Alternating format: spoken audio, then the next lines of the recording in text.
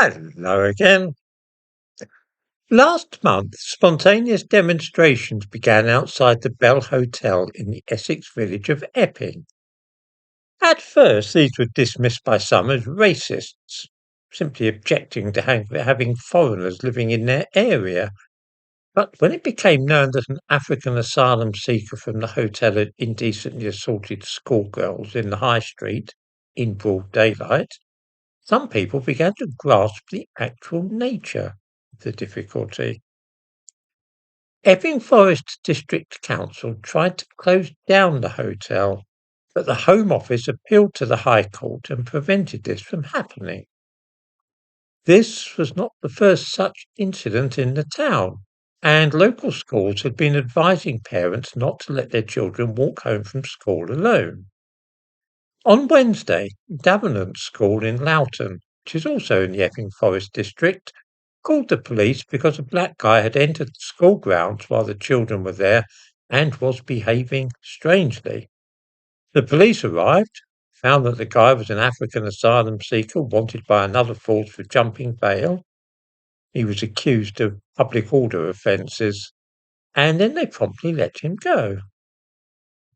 I doubt that anybody watching this will be the least bit surprised to hear that the following day, another school in the Epping Forest district, Leverton Primary School, had to go into lockdown and call parents to ask them to collect their children early.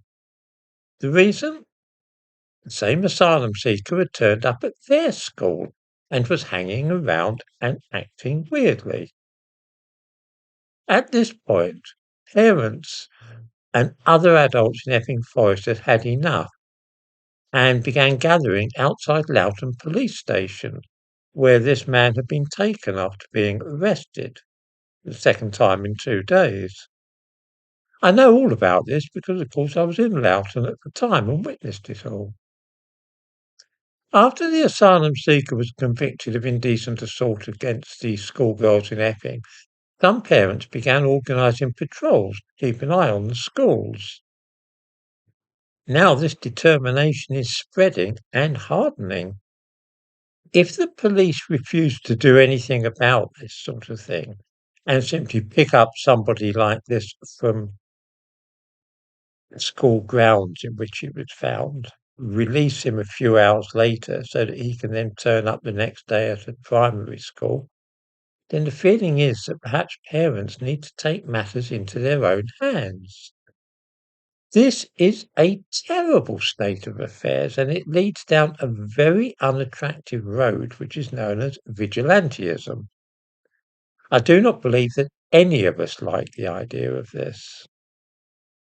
The next time you see a bunch of people with Union Jacks outside a police station or hotel, stop and ask yourself what is motivating them.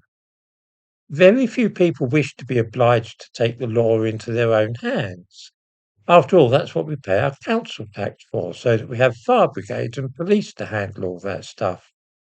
But if those who are paid to do so refuse to do their jobs and are too busy investigating comments on social media to protect our children and grandchildren, then there are certainly enough of us who will take on the job if called to do so.